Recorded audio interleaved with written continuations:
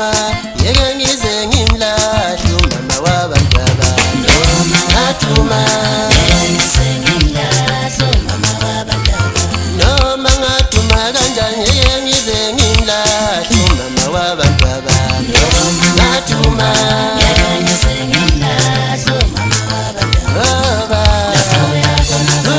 Telo mama, telo mama, noma ngatuma, ngeke ngisengimlahle mama wabantaba. Ngilelayo bafethu, umkhuthazo abenza kahle, umfana waseCholocho eZimbabwe, lapho engiqhamuka khona.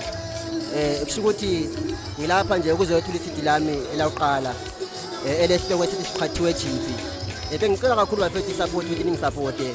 Sika lokho nje umfana wasafika nje emculweni kaMaskandi. Kodwa nje kuyinto engiyithanda kakhulu futhi engiyithanda nayo kakhulu. Ekusho ukuthi ngaziwe kakhulu ngetrack yokuqala ethi ngingangezwe. Iye itrack engifike ngayo kakhulu ebantwini abantu abayizwe kakhulu. Kwase kulandela ke manje le CD ethi ngiqhathiwe jipi. Ekusho ukuthi uMaskandi nje into engikhulisa egazini kimi engikhule ngilandela kakhulu.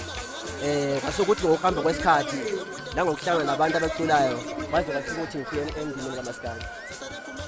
Ekusho ukuthi umuntu engisebenzana naye kakhulu ngisebenzana neJong elihle umfakazi waNongoma uye engisebenzana naye kakhulu kuma backings la sezigingweni endoda ehlangose kakhulu kodwa ngisafisa nje ukusebenza nabaculi abaningi kakhulu engomeni kusidi yami abantu ngakhalela abaculi abafana ngomlando wechichi engisebenzana naye uMshendezo ngisebenzana naye iJong elihle ngicharishile enesihloko esiqhathiwe jipi ya ileyo isidi yami yoqala hamba ngagida ngoma usidi ngishaya ingoma okusuthi umuntu engimthanda kakhulu engimfeve kakhulu nje noma ngihamba kuphi nje akasolakali nje egadini uyazi nje mongathi egiwe yakhe